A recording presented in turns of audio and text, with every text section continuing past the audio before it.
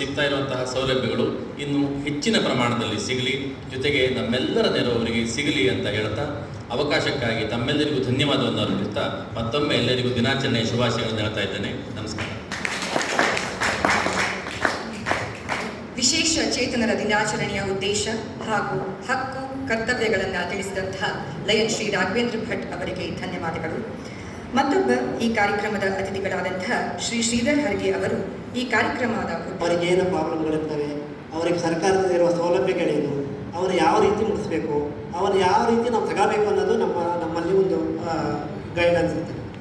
ನಾವು ಈಗ ನಾನು 17 ವರ್ಷದಿಂದ ಕೆಲಸ ಮಾಡ್ತಾ ಇದ್ದು ನನ್ನ ತಾಲೂಕಿನಲ್ಲಿ 1285 ಜನ ವಿಕಲಚೇತನರು ಇದ್ದಾರೆ ನನ್ನ ತಾಲೂಕಿನಲ್ಲಿ. ಅದರಲ್ಲಿ ದೈಹಿಕವಾಗಿ ಇರ್ಬೋದು, ಮಾನಸಿಕವಾಗಿ ಇರ್ಬೋದು, ಕಿವುಡಮುಖರಿರ್ಬೋದು, ಆಮೇಲೆ ದೃಷ್ಟಿದೋಷದಿರ್ಬೋದು.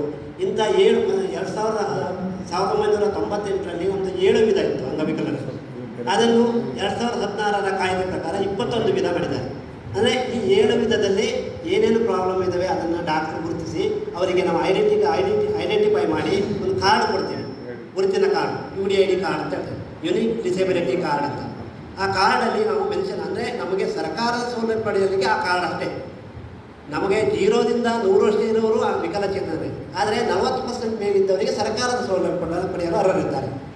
ಈಗ ದೈಹಿಕವಾಗಿದ್ದವರಿಗೆ ಬೈಕ್ ಕೊಡ್ತೀವಿ, ಆಮೇಲೆ ದೈಹಿಕವಾಗಿ ಮಾನಸಿಕವಾಗಿ ಯಾವುದೇ ಒಂದು ಅಂಗವಿಕಲತೆ ಇರುವ ಹುಡುಗ ಅಥವಾ ಹುಡುಗಿಯನ್ನು ಸಾಮಾನ್ಯ ಹುಡುಗ ಹುಡುಗಿ ಮದುವೆ ಆದರೆ ಅವನಿಗೆ ಪ್ರೋತ್ಸಾಹನವಾಗಿ 50,000 ಕೊಡ್ತಾರೆ ನಮ್ಮ ಇಲಾಖೆಯಿಂದ.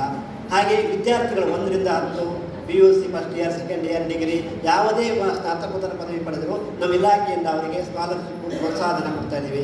ಹಾಗೆ ನಮ್ಮ ಇಲಾಖೆಯಿಂದ ಪ್ರತಿಯೊಂದು ಇಲಾಖೆಯಲ್ಲೂ 5% ಅನುದಾನ ಇದೆ.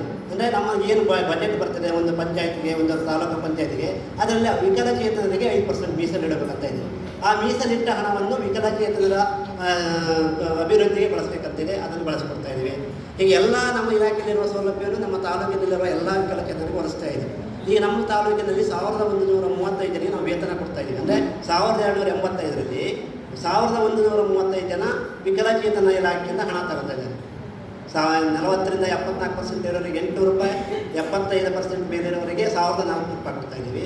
ಹಾಗೆ ಎಂಡೋಸಲ್ಫಾನ್ ಪೀಡಿತರಂತ ಒಂದು ಸ್ಕೀಮ್ ಇದೆ, ಅದರಲ್ಲಿ ನಮ್ಮಲ್ಲಿ 125 ಜನ ಕೊಡ್ತಾ ಇದ್ದೀವಿ. ಅದು 40ರಿಂದ ಈಗ 6ರಿಂದ 40% ಇರೋರಿಗೆ 2000, 40%ಗಿಂತ ಮೇಲಿದ್ದರೆ ಅವರಿಗೆ 4000 ಕೊಡ್ತಾ ಇದ್ದೀವಿ. ಅದನ್ನೆಲ್ಲ ಡಾಕ್ಟರ್ ಸರ್ಟಿಫಿಕೇಟ್ ಮಾಡಿ ನಮ್ಗೆ ಐಡೆಂಟಿಫೈ ಮಾಡಿಕೊಟ್ಟು ನಮ್ಗೆ ಅರ್ಜಿಯನ್ನು ಕೊಟ್ಟಾಗ ಆ ಅರ್ಜಿಯನ್ನು ಮೂವ್ ಮಾಡಿ ನಾವು ಮಂಜೂರಿ ಮಾಡಿಸ್ತೀವಿ. ನಾವು ವಿಕಲಚೇತನರು ಅಂತೇಳಿ ಮಾನಸಿಕವಾಗಿ ಹಚ್ಕೊಂಡು ಮನೆಗಿದ್ದರೆ ಯಾಕೆ ಕೆಲಸದ ಸಿಗಲ್ಲ. ನಾವು ದೇಶದಲ್ಲಿರುವ ಒಂದು ಮನೋಭಾವ ಇರಬೇಕು. ನಮ್ಮದೊಂದು ಇದಿದೆ, ನಮ್ಮ ಸರ್ಕಾರದ ಒಂದು ಇದಿದೆ, ವಿಕಲಚೇತನರಿಗೆ ಅನುಕಂಪ ಬೇಡ, ಅವಕಾಶ ಕೊಡಿ ಅಂತ. ಅಂದರೆ ನಾವು ಅನುಕಂಪ ತೋರಿಸಿ ಅಯ್ಯೋ ಪಾಪ ಅಂಗವಿಕಲ ಅಂತ ಹೇಳಿ ಏನೂ ಸಿಗಲ್ಲ.